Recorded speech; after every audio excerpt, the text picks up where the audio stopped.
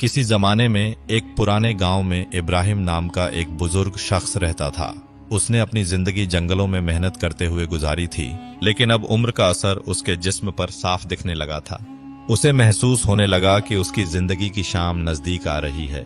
एक दिन शाम के वक्त उसने अपने पुराने दोस्त फजल को बुलवाया। फजल भाई, इब्राहिम ने गहरी सांस लेते हुए कहा, अब मेरा वक्त पूरा हो चला है और मैं चाहता हूं कि मेरा बेटा हाशिम अब अपनी जिंदगी खुद संभाले। फजल बस खामोशी से उसकी आंखों में देखता रहा और दिल से उसकी बात सुनता रहा। इब्राहिम बोला, जंगल के दूर वाले हिस्से में एक पुराना देवदार का दरख्त है। मैंने उसे कभी नहीं छेड़ा। वो दरख्त मैंने हाशिम के लिए बचा कर रखा था। कल मैं उसे अकेले वहां भेजूंगा ताकि उसे समझ आए मेहनत क्या होती है और जिंदगी कैसे जी जाती है। फजल मियां मुस्कुराए और बोले, इंशाअल्लाह हाशिम खुद अपना रास्ता बनाएगा, लेकिन अगर वो लड़खड़ाए तो मैं पीछे से उसका सहारा बन जाऊंगा, बगैर उसे बताए। इब्राहिम मियां की आंखें बंद होते वक्त उन्होंने अपने बेटे हाशिम से आखिरी बात कही थी, याद रखना बेटे, जंगल में जहां भी जरूरत हो लकड़ी काट लेना, मगर उस देवदार को कभी हाथ मत लगाना, उसे वैसे ही रहने देना जैसा है। ये कहते हुए इब्राहिम मियां इस दुनिया से रुखसत हो गए। वक्त गुजरता गया, महीनों बीत गए। एक दिन हाशिम जंगल की तरफ निकला। सूरज सिर पर था और हवाओं में अजीब सी खामोशी थी।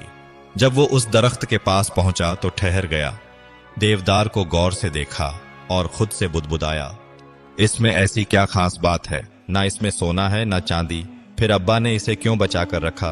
यह कहते हुए उसने कुल्हाड़ी उठाई और तने पर पहला वार कर दिया। लेकिन उसी पल एक अजीब चीज हुई। दरख्त अचानक अपनी जगह से खिसक गया। हाशिम चौंका, मगर रुकने की बजाय एक कदम आगे बढ़ा। जैसे ही वो करीब पहुंचा, दरख्त फिर पीछे सरक गया। अब हाशिम को जैसे जिद चढ़ गई। उसने कुल्हाड़ी कसकर थामी और दरख्त की तरफ दौड़ पड़ा, मगर वो दरख्त हर बार एक रहस्य की तरह उसके आगे से हटता चला गया। जंगल के और अंदर देवदार का दरख्त सिर्फ सरक नहीं रहा था, अब तो वो हाशिम से भी तेज भागने लगा था। हाशिम पीछे पीछे दौड़ता गया, मगर थक हार कर वहीं लौट आया जहां से सफर शुरू किया था। उसने कुल्हाड़ी कंधे पर रखी, गधे पर सवार हुआ और अपने घर की तरफ रवाना हो गया। रास्ता लंबा था और सूरज ढलते ढलते रात की चादर चारों तरफ फैल गई। अंधेरा घना हो चला था और जंगल की खामोशी डरावनी लगने लगी थी। हाशिम ने गधे की लगाम खींची, उसे एक दरख्त से बांधा और खुद उसी दरख्त की एक मोटी सी शाख पर चढ़ गया। उसने इरादा किया कि रात यहीं गुजार ले। सुबह जैसे ही फज्र की रोशनी जंगल में फैली, हाशिम ने दरख्त से नीचे उतरकर अपने गधे को आवाज दी, मगर जब वो नीचे पहुंचा तो उसकी रूह कांप उठी। जिस जगह कल रात गधा बांधा था, अब वहां सिर्फ सफेद हड्डियां पड़ी थीं, ताजा टूटी हुई हड्डियां। न खून न निशान, बस एक डरावनी खामोशी और रहस्य, जैसे जंगल ने उसकी कोई बात नाफरमानी का जवाब दे दिया हो। गधे की मौत का मंजर देखने के बाद हाशिम की आंखों से नींद उड़ चुकी थी। उसने कुल्हाड़ी फिर से कंधे पर रखी और आगे बढ़ने का फैसला किया। और फिर कुछ ही कदम के फासले पर वही रहस्यमयी देवदार का दरख्त खड़ा था, जैसे उसका इंतजार कर रहा हो। हाशिम ने ठंडी सांस ली और बुदबुदाया, ठीक है, इस बार मैं तुझसे पैदल ही निपटूंगा। यूं हाशिम और देवदार का दरख्त एक अनजाने सफर पर निकल पड़े। पहाड़ों की ऊंचाइयों से गुजरते, गहरी वादियों और सुनसान मैदानों से होकर, हर मोड़ पर दरख्त आगे और हाशिम उसके पीछे पीछे। शाम ढल चुकी थी, आसमान की रोशनी सिमटती गई और अंधेरे ने जंगल को अपनी चादर में लपेट लिया। रात एक बार फिर जंगल में ही बसर करनी पड़ी। हाशिम ने एक मजबूत दरख्त की शाख पर पनाह ली और अल्लाह का नाम लेकर आंखें मूंद लीं। अगली सुबह फिर वही मंजर। हाशिम दौड़ रहा था और देवदार का दरख्त जैसे उसे बुला रहा हो, मगर अब तक ये सफर एक जुनून में बदल चुका था। फिर तीसरे दिन जंगल ने एक नया चेहरा दिखाया। हाशिम का ध्यान देवदार से हट गया, क्योंकि कुछ ही दूरी पर वो मंजर देखने को मिला जो उसने जिंदगी में कभी नहीं सोचा था। एक तरफ था एक बड़ा मस्त हाथी और दूसरी तरफ फन उठाए खड़ा एक विशाल नाग। दोनों आमने सामने थे, जैसे कोई पुराना हिसाब चुकता करना हो। धरती कांप रही थी और हवाएं थम चुकी थीं। हाशिम दरख्त को एक पल में भूल गया, क्योंकि अब उसके सामने जंगल का एक और राज जिंदा हो गया था। हाशिम की आंखें इस मंजर पर टिक गईं। वो देखकर दंग रह गया कि नाग अब हाथी को निगलने की कोशिश कर रहा था। मगर हाथी के लंबे मजबूत दांत नाग के लिए रुकावट बन गए। हाथी उसका आधा हलक पार कर चुका था और अब वहीं अटक गया था। हाशिम हैरान से जड़ हो गया। ना आंखें झपक रही थीं, ना दिमाग काम कर रहा था। या अल्लाह, ये क्या देख रहा हूं मैं, वो अपने आप से फुसफुसाया। इसी दौरान हाथी की नजर हाशिम पर पड़ी। उसने कराहते हुए पुकारा, भाई, खुदा के वास्ते मेरी मदद करो, इस नाग से मुझे बचा लो। अगर जरा भी रहम है, मैं जिंदगी भर तेरा एहसानमंद रहूंगा। हाशिम सोच में ही था कि तभी नाग की फुफकार सुनाई दी। ऐ इंसान, अगर तू मेरी मदद करेगा तो मैं तुझे सोने चांदी से मालामाल कर दूंगा, जो चाहे मांग ले। दोनों तरफ से आवाजें आ रही थीं, एक मदद की गुहार, एक लालच का वादा। हाशिम ने बिना कुछ सोचे समझे कुल्हाड़ी उठाई और हाथी के दांतों पर दे मारी। धड़ाम से दोनों दांत टूटकर दूर जा गिरे। नाग ने एक झपट्टा मारा और पूरा हाथी निकल गया। अब वहां सिर्फ नाग बचा था और हाशिम। जंगल में एक अजीब सी खामोशी छा गई, जैसे पेड़ पौधे भी सांस रोककर देख रहे हों। नाग ने धीरे धीरे हाशिम की ओर देखा। उसकी आंखों में एक अजीब सा सुकून था। फिर बोला, मैं तुझे इस काम के बदले में बहुत दौलत दूंगा। ये कहते हुए नाग ने हाशिम के साथ चलना शुरू किया। रास्ते में दोनों आराम से बातें करने लगे, जैसे पुराने दोस्तों की मुलाकात हो। कुछ देर बाद सामने एक शांत झील आई। नाग ने कहा, तुम यहीं मेरा इंतजार करना, मैं जरा नहाकर ताजा हो आता हूं। अगर कोई परेशानी हुई तो डरो मत, समझ जाना कि सब ठीक है। इतना कहकर नाग पानी में छलांग लगा गया। जैसे ही नाग पानी में उतरा, अचानक तेज आंधी उठ गई। हवा चीखती हुई चलने लगी, बारिश झमाझम बरसने लगी और बिजली की चमक इतनी तेज थी कि ऐसा लग रहा था जैसे आसमान फट जाएगा। काले बादल आपस में टकरा रहे थे और गरज का शोर जंगल में गूंज रहा था, जैसे कोई बड़ी परीक्षा हाशिम के इंतजार में खड़ी हो। नाग जब तक झील में नहाता रहा, तूफान उसी तरह बरसता रहा। लेकिन जैसे ही वह पानी से बाहर निकला, अचानक सारी आंधी थम गई और चारों तरफ सुकून और खामोशी छा गई। नाग ने हाशिम से कहा, अब मेरी थकान दूर हो गई है और अब सफर आराम से चलेगा। दोनों फिर से चल पड़े। रास्ते के दोनों ओर कासनी के रंग बिरंगे फूल खिल रहे थे। कभी वे फूल तोड़ते, कभी हंसते, तो कभी गुनगुनाते हुए आगे बढ़ते। कुछ दूर चलते ही एक पुराना मकान नजर आया। नाग ने हाशिम से कहा, यह मेरी माँ का घर है, हम यहीं जा रहे हैं। जब मेरी माँ को पता चलेगा कि तुम मेरे सबसे अच्छे दोस्त हो तो वह तुम्हें स्वादिष्ट और मजेदार खाना खिलाएगी। हाशिम ने मुस्कुराते हुए कहा, अगर कुछ खाने को मिल जाए तो मुझे बड़ी खुशी होगी। नाग ने समझाते हुए जवाब दिया, तुम चिंता मत करो, यहाँ हर जरूरत पूरी होगी, आराम से आओ। नाग ने हाशिम से हंसते हुए कहा, सुनो, कुछ भी खाने की कोशिश मत करना, बस मेरी माँ से कहना कि वह देवदार के पेड़ पर टंगा छोटा सा आईना दे दे। बातों बातों में दोनों घर के अंदर तक पहुंच गए। नाग ने दरवाजा खटखटाया। थोड़ी देर में नाग की माँ ने दरवाजा खोला। पहले बेटे का हालचाल पूछा, फिर उसकी नजर हाशिम पर पड़ी। उसने पूछा, यह कौन है जो तुम्हारे साथ है? नाग ने मुस्कुराकर कहा, माँ, यह मेरा सबसे करीबी दोस्त है हाशिम। इन्होंने मेरी जान बचाई है, इसलिए इसे अंदर बुलाओ और दूध, दही और मांस से उसकी मेजबानी करो। हाशिम घर के अंदर चला गया, मगर खाने की पेशकश ठुकरा दी। उसने बताया कि अभी भूख नहीं है। हाशिम ने मन ही मन सोचा कि भूख न हो तो भी खाना जरूरी है, मगर वह झिझक रहा था। मगर नाग की माँ ने मुस्कुराते हुए कहा, अगर तुम हमारे बेटे के दोस्त हो तो बिना कुछ खाए पिए कैसे जाओगे? मुझे तो बुरा लग रहा है। ठीक है बेटा, कुछ नहीं खाते तो कोई तोहफा ही लेकर जाओ। नाग ने हाशिम की तरफ देखा और कहा, तो कहो क्या चाहिए तुम्हें? हाशिम ने धीरे से कहा, आपके पास जो भी चीज है, अगर वह मुझे मिल जाए तो मेरा सफर बेहतर रहेगा। माँ ने झट से जवाब दिया, नाम तो लो, मैं तुरंत दे दूंगी। हाशिम ने कहा, वो जो सामने देवदार के पेड़ पर लटका हुआ छोटा सा आईना है, वह मुझे दे दीजिए। माँ ने हंसते हुए कहा, बहुत मामूली चीज मांगते हो, अजीब ख्वाहिश है तुम्हारी। हाशिम ने गंभीरता से कहा, क्या फर्क पड़ता है, यही मामूली आईना मेरे सफर में बहुत काम आएगा। माँ ने फिर से मुस्कुराते हुए आईना उतारकर हाशिम को थमा दिया।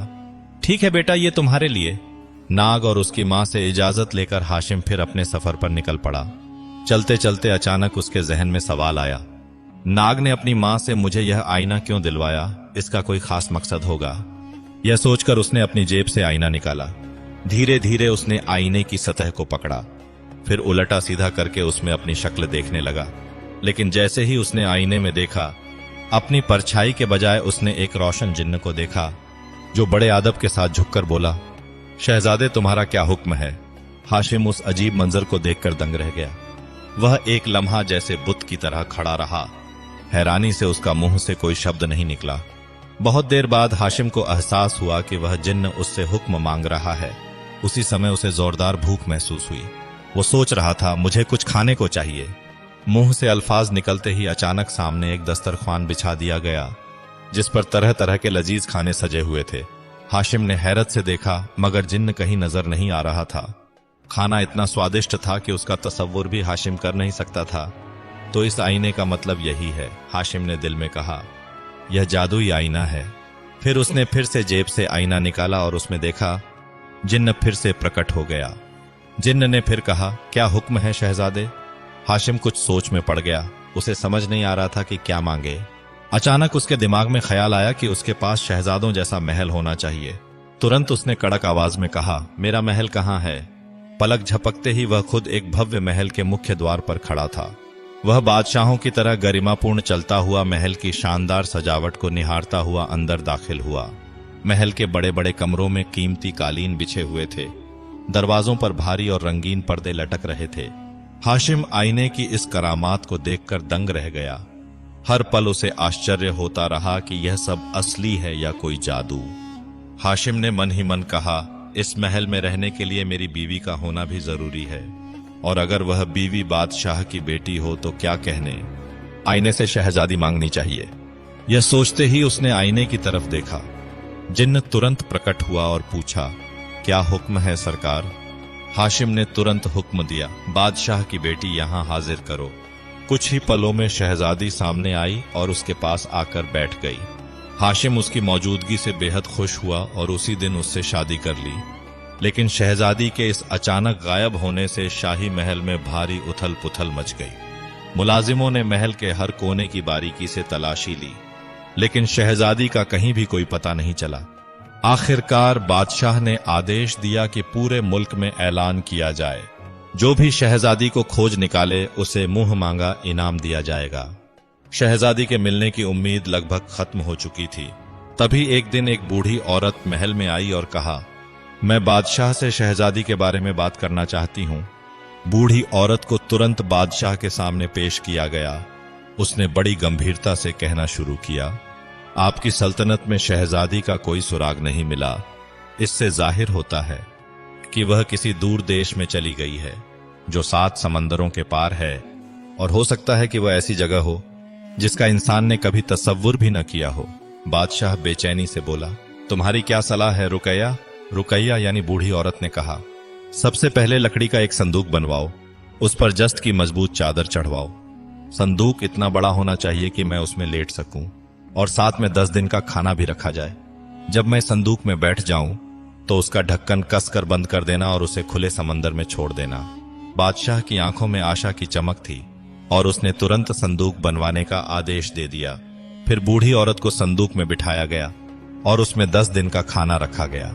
ढक्कन कसकर बंद कर दिया गया और संदूक को समंदर में छोड़ दिया गया। समंदर की लहरें उसे लेकर दूर खुले पानी की तरफ बहती रहीं। दिन रात लहरों पर डोलता रहा।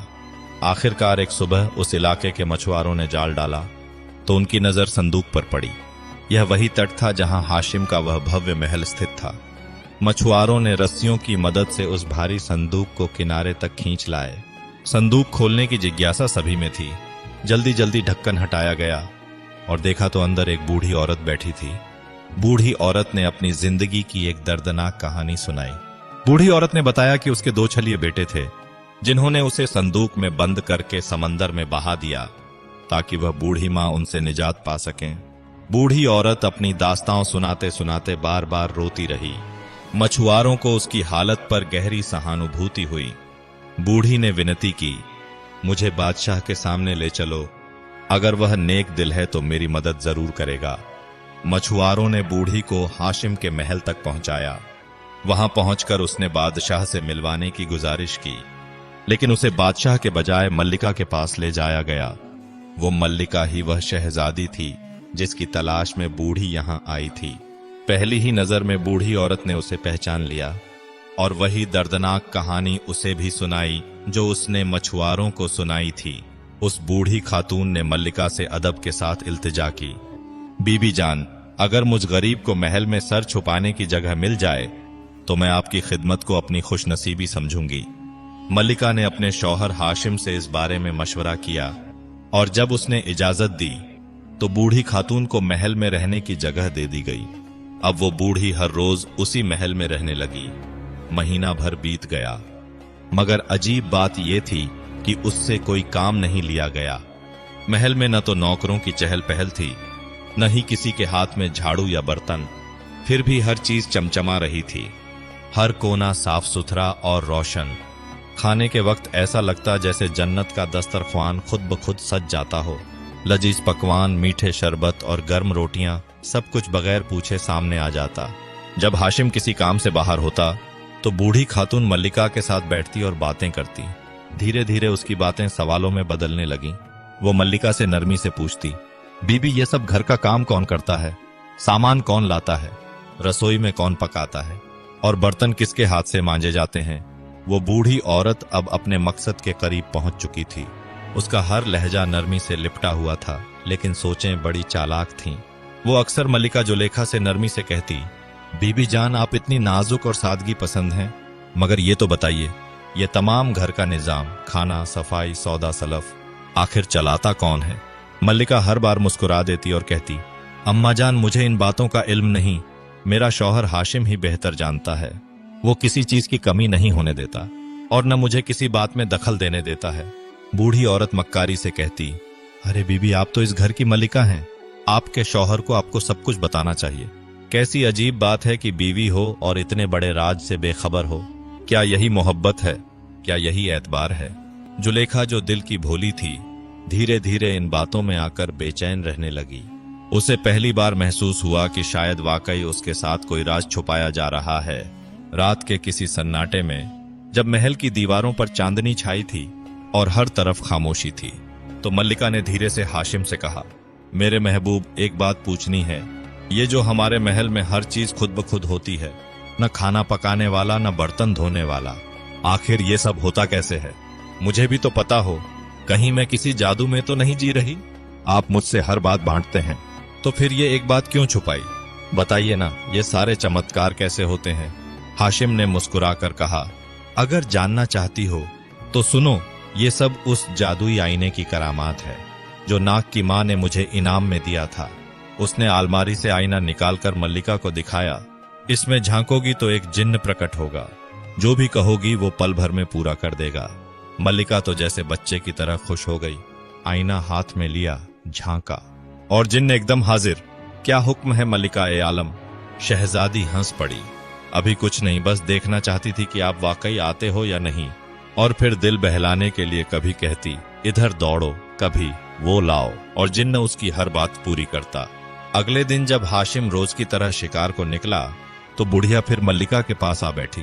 मल्लिका ने खुशी खुशी उसे पूरा किस्सा सुना दिया, आईने का राज, जिन्न का नाम और उसे कैसे बुलाया जाता है, सब कुछ। बुढ़िया ने मुस्कुराकर सिर हिलाया और मौका देखते ही आईना चुपके से चुरा लिया। उसने झांका, जिन्न फिर हाजिर हुआ। क्या हुक्म है ए बुजुर्ग? बुढ़िया ने आंखें मटकाकर कहा, मुझे और इस मल्लिका को फौरन उसी पुराने शाही महल में पहुंचा दो। पल भर में दोनों वापस बादशाही महल में थे। फिर बुढ़िया ने एक बार और जिन्न को तलब किया और बोली, वो महल हाशिम वाला, उसे अभी राख में बदल दो, ऐसा कि कोई निशान तक न बचे। जिन्न ने सिर झुकाया और एक झोंके में वो जादुई महल धूल में मिल गया। वो इस तबाही से बेखबर अपने सैर सपाटे से दोपहर को लौटा, पर न कोई महल था न मल्लिका, बस धुआं, राख और खामोशी। वो जमीन पर बैठ गया, दोनों हाथों से सिर थाम लिया। ये क्या हो गया? सब कुछ खत्म हो गया। आसपास देखता रहा, लेकिन कोई सुराग न मिला। इसी दौरान उसे एक जानी पहचानी आवाज सुनाई दी, म्याऊं। जैसे ही पीछे मुड़ा, देखा कि महल की पालतू बिल्ली जिंदा बच गई थी। वो बिल्ली किसी चीज को सूंघती तलाशती फिर रही थी। हाशिम को अचानक याद आया, शहजादी जब विदाई से पहले जा रही थी तो उसने उस बिल्ली को कच्चे गोश्त का एक टुकड़ा बतौर अलविदा डाला था। अगर बिल्ली उस टुकड़े को ढूंढ रही है तो वो कहीं न कहीं जरूर होगा। हाशिम भी बिल्ली के साथ गोश्त का टुकड़ा खोजने में लग गया। ज्यादा देर नहीं लगी, राख के ढेर में से आधा जला आधा साबुत टुकड़ा मिल ही गया। उसने टुकड़े को 2 हिस्सों में बांटा। एक हिस्सा बिल्ली के सामने रख दिया जो फौरन खाने लगी। दूसरा हिस्सा उसने जेब में रख लिया। अब यही मेरी मल्लिका की आखिरी निशानी है। वो राख के ढेर के सामने बैठा रहा, आंखों में सवाल, दिल में तूफान, लेकिन अब तय कर लिया था, मैं इसे यहीं खत्म नहीं होने दूंगा। हाशिम उस गोश्त के टुकड़े को जेब में रखकर एक ही इरादे के साथ निकल पड़ा, शहजादी को वापस लाने का। वो दिन रात चलता रहा, पहाड़ों को पार किया, मैदानों को रौंदा, नदियों को लांघा, समंदरों से भिड़ा। उसकी नजर सिर्फ मंजिल पर थी और इरादा चट्टान से भी ज्यादा मजबूत। कई हफ्तों के सफर के बाद वो उस मुल्क में दाखिल हुआ जहां कभी उसकी शहजादी रहा करती थी, जहां का बादशाह उसका ससुर था, लेकिन अब वह न कोई महल वाला था न कोई शहजादा। एक आम इंसान की तरह वो सीधे शाही महल पहुंचा और वहां के बावर्ची खाने में जाकर बर्तन धोने वाले की नौकरी मांगी। नसीब से उसी वक्त बावर्ची खाने में एक मददगार की जरूरत थी। उसे काम मिल गया। अब वो हर वक्त होशियार रहता, किसी मौके की तलाश में जहां वो अपनी खोई हुई रानी से दोबारा मिल सके। कुछ ही दिनों में उसे यह पता चल गया था कि शहजादी अब भी उसी महल में है, लेकिन कोई नहीं जानता था कि वो कैसे और कहां से अचानक लौट आई थी। हाशिम की आंखों में अब एक नई चमक थी। वक्त आ गया है कि मैं अपनी किस्मत खुद लिखूं। अब बस एक मौका चाहिए था, एक झलक, एक पहचान। एक रोज अचानक शाही बावर्ची खाने का बूढ़ा बावर्ची बीमार पड़ गया। हाशिम पास आया और अदब से बोला, बड़े मियाँ, आज आप आराम कीजिए, खाना मैं बना दूंगा, बस आप नजर रखते रहिए। बावर्ची ने रजामंदी दी। हाशिम ने पूरे दिल से खानों का इंतजाम किया, तहजीब से डोंगों में सजाया और शहजादी की थाली में चुपके से वो खास गोश्त का टुकड़ा रख दिया जो कभी वह बिल्ली को जादुई महल में डाल गई थी। उधर शहजादी भी उदास थी। वक्त के साथ उसकी उम्मीदें धुंधली होती जा रही थीं। वो हर रोज दिल ही दिल में यही सोचती, क्या मेरा शौहर अब कभी लौटेगा? महल की सारी चमक, सारी शानो शौकत उसकी उस तड़प को कम न कर सकी। हर दिन उसकी आंखों में वो सवाल होते थे जो सिर्फ मोहब्बत ही पूछ सकती है। लेकिन उस दिन उस एक छोटे से टुकड़े ने 2 बिछड़े दिलों के बीच फिर से एक पुल बना दिया। जब शहजादी की नजर उस खास गोश्त के टुकड़े पर पड़ी तो उसका दिल अजीब सी बेचैनी से भर गया। पहले तो वो उलझन में पड़ी, फिर उसकी धड़कनों ने जैसे फुसफुसाकर कहा, वो यहीं है, मेरा शौहर यहीं कहीं है। सांसें तेज हो गईं, चेहरे पर उम्मीद की हल्की चमक दौड़ गई। अब वह जान चुकी थी कि मुलाकात का वक्त करीब है। उसने फौरन बावर्ची को बुलवाया, खाने की खूब तारीफ की और नरमी से पूछा, बड़े मियाँ, क्या बावर्ची खाने में कोई नया शख्स रखा गया है? आज का खाना तो पहले से कहीं बेहतर है। बूढ़ा बावर्ची आदाब बजा लाया और बोला, शहजादी साहिबा, मैं बीमार हूं। आज का सारा खाना मेरे मददगार ने पकाया है, अभी कुछ ही दिन पहले ही काम पर रखा गया है। नौजवान है, सीधा सादा और मेहनती। शहजादी ने मुस्कुराकर कहा, अच्छा बड़े मियाँ, अब आप आराम कीजिए, अब आपको तंदुरुस्ती की जरूरत है। दिल में शहजादी की धड़कनें अब भी वही नाम दोहरा रही थीं, वो आया है, मेरी किस्मत फिर से जागी है। मेरी चाय वही नया नौजवान लेकर आए, शहजादी ने बड़े सलीके से कहा। और जैसे ही हाशिम चाय लेकर पहुंचा, नजरों ने नजरों को पहचान लिया। जो खुशी उस पल दोनों के चेहरों पर उभरी, उसका कोई मोल नहीं था। बरसों की जुदाई जैसे एक लम्हे में पिघल गई। दोनों ने दिल खोलकर अपने अपने हालात बयान किए। शहजादी ने बुढ़िया की साजिशें सुनाई और हाशिम ने जादू के महल के राख हो जाने का दर्द बयां किया। अब दोनों ने एक साथ सोचा, अगर जादू का आईना दोबारा मिल जाए तो फिर से वो जिंदगी जी सकेंगे जो कभी सपना बन गई थी। लेकिन मुश्किल ये थी कि जादू का आईना अब उस चालाक बुढ़िया के पास था जो हर वक्त शहजादी के इर्द गिर्द मंडराती रहती। जैसे ही बुढ़िया ने हाशिम को देखा, उसकी आंखों की शरारत चमकने लगी। वो उसे पहचान गई थी। अब तो वही रोज चाय और खाना लेकर आता था। बुढ़िया ने फौरन आईने को निकाला, जिन्न को तलब किया और कहा, इस लड़के को उसके जले हुए महल में पहुंचा दो। एक लम्हे में जिन्न ने हुक्म मान लिया और हाशिम फिर वहीं आ पहुंचा जहां उसकी दुनिया कभी उजड़ी थी। हाशिम उसी जली हुई जगह पर बैठा था। अब वहां सिर्फ राख और खामोशी थी और एक वफादार साथी, वो बिल्ली। वही बिल्ली जो तब भी उसके साथ थी जब वो सब कुछ हार गया था। लेकिन बिल्ली की जिंदगी भी आसान नहीं रही थी। जब महल राख बना और हाशिम गायब हो गया तो बिल्ली अकेली और भूखी रहने लगी। कोई न रोटी देने वाला था न दूध डालने वाला। मजबूरी में वो चूहे पकड़ पकड़ कर खाने लगी। वक्त बीता और भूख ने उसकी फितरत बदल दी। अब वो हर रोज एक नया शिकार करती।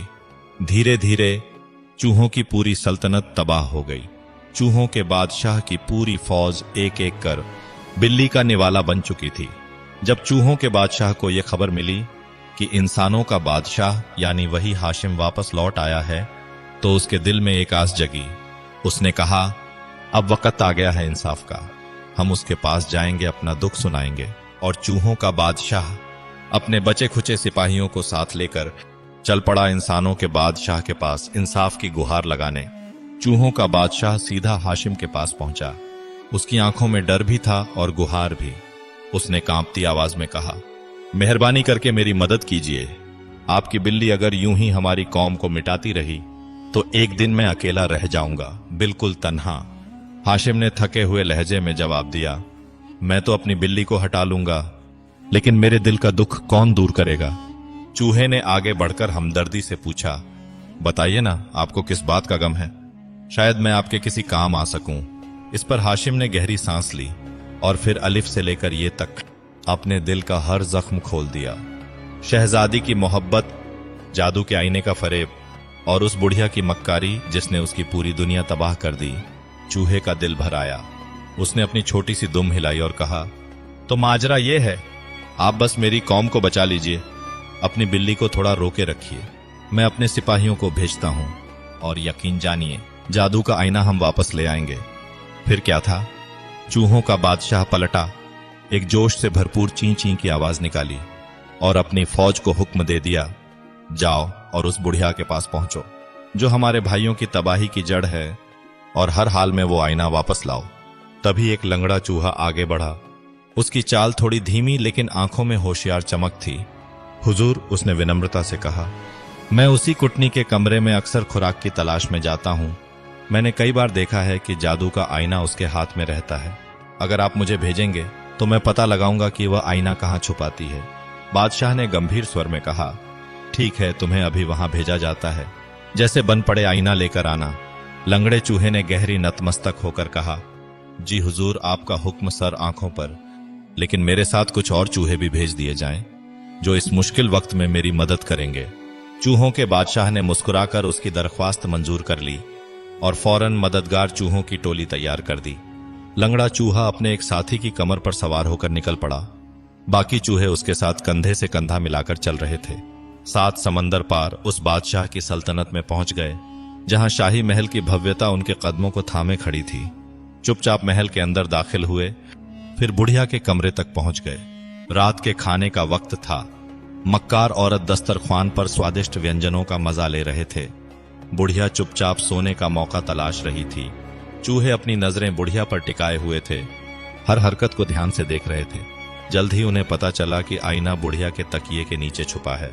बुढ़िया लगभग 100 बार आईना उठाकर देख चुकी थी, लेकिन जब नींद ने पकड़ ली, ताकिए पर सिर रखकर सो गई और खर्राटे लेने लगी। उसकी खर्राटों की आवाज सुनकर चूहों को यकीन हो गया कि बुढ़िया सो गई है। तब 3 चूहे चुपके से बिस्तर में कूद गए। लंगड़े चूहे ने अपनी दुम बुढ़िया की नाक के पास घुमाई, जिससे बुढ़िया को जोर से छींका आ गया। बाकी 2 चूहे जो बेहद फुर्तीले थे, अपने काम में जुट गए। चूहे फुर्ती से आगे बढ़े और जैसे ही बुढ़िया ने छींकने के लिए सिर उठाया, वे चुपके से तकिए के नीचे से जादू का आईना खींच ले गए। आईना लेकर वे अपने बादशाह के पास लौटे, जो इस खुशखबरी से बेहद प्रसन्न हुआ। उसने वादा निभाते हुए हाशिम को उसका जादुई आईना लौटा दिया। हाशिम उसकी इस मेहरबानी का तहे दिल से शुक्रिया अदा करके अपनी बिल्ली को बगल में दबाए निकल पड़ा। कुछ दूरी तय करने के बाद उसने आईना निकाला और जिन्न को बुलाया। जिन्न आते ही आदाब करते हुए बोला, क्या हुक्म है मेरे शहजादे? हाशिम ने कहा, मेरे लिए शानदार पोशाक लाओ, एक शाही घोड़ा और भारी भरकम फौज भी तैयार करो। थोड़ी देर में वह शाहाना लिबास में सजा संवरा भारी फौज के साथ बादशाह के शहर की ओर बढ़ रहा था। जब बादशाह को हाशिम की शान शौकत और फौज की खबर मिली तो वह अपनी बेटी की शादी के लिए राजी हो गया। नौजवान हाशिम और शहजादी की धूमधाम से शादी हुई और पूरे शहर में एक बड़ा जश्न मनाया गया। पूरे मुल्क में चिराग जलाए गए और हजारों मेहमानों को महल में भव्य दावत दी गई। अब सुनिए मक्कार बुढ़िया की कहानी का आखिरी मोड़। हाशिम ने जादू के आईने के जिन्न को बुलाया और कड़क हुक्म दिया, बुढ़िया को उसके सारे करतूतों की सख्त सजा दी जाए। फौरन ही बुढ़िया महल से गुम हो गई और फिर कभी उसकी कोई खबर नहीं मिली। प्रिय दर्शक, आपको यह कहानी कैसी लगी हमें कमेंट करके जरूर बताइए, और अगर आपने अभी तक हमारे चैनल को सब्सक्राइब नहीं किया है तो अभी कर लीजिए। आपका हर एक सब्सक्राइब हमें और भी बेहतरीन कहानियां लाने का हौसला देता है। शुक्रिया, और मुलाकात होगी अगली कहानी में।